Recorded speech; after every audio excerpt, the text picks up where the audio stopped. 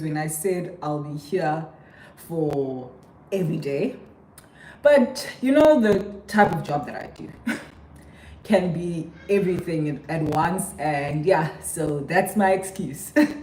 With that said, let us continue where we left off. We left off at Ruth 2. Let's go to Ruth 3. And just gonna read on that. And if you're new here, igama ngo Asanda Wakantini, and yeah, do content on lifestyle and faith. That's what I do. Anyways, yeah. Ruth and Boaz at the threshing floor. Ruth 3. One day, Ruth's mother-in-law Naomi said to her, "My daughter, I must find a home for you, where you will be provided for." Now Boaz, whose women you have worked, is a relative to ours. Tonight he will be winnowing barley on the threshing floor. Wash, put on perfume, get dressed in your best clothes, then go down to the threshing floor, but don't let him know you are there until he has finished eating and drinking.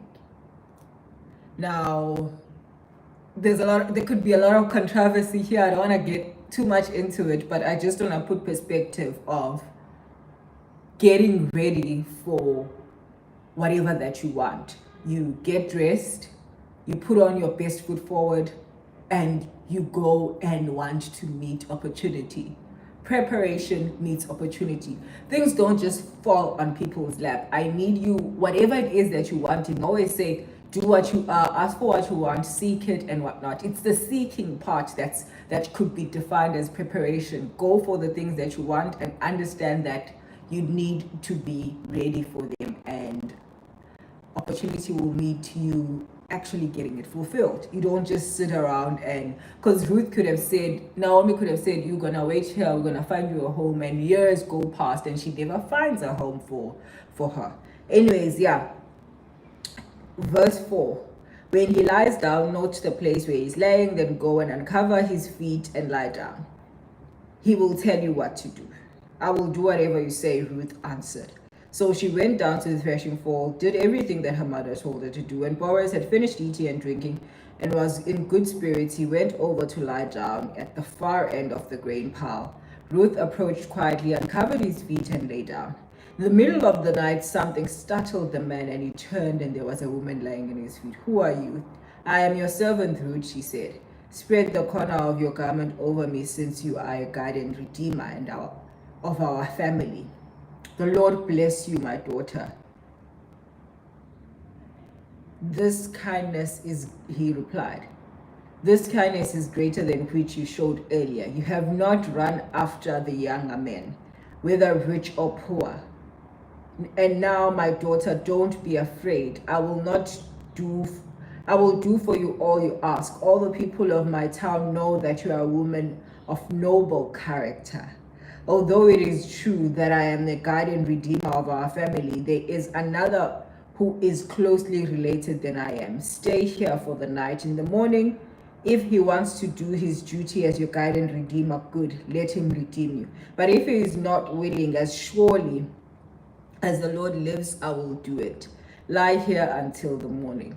Opportunity meets yes, Kingsley, you are actually here. Hi. and then so also, now I've missed my train of thought. Where was I?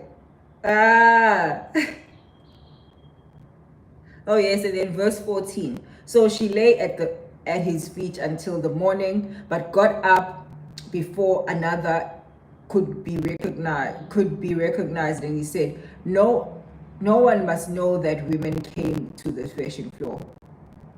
And he also said, "Bring me a shawl you are wearing and hold it out."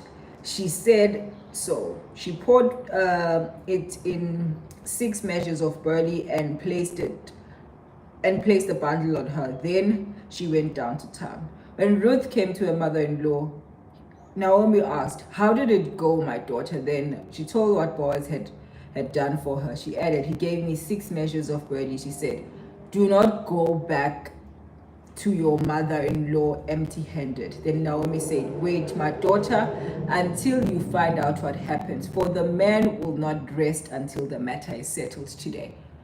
So now, this is how chapter 3 ends. Notice how Naomi had planned to do certain things, had planned for this thing to come out a certain way, meddling. I spoke about this the last time.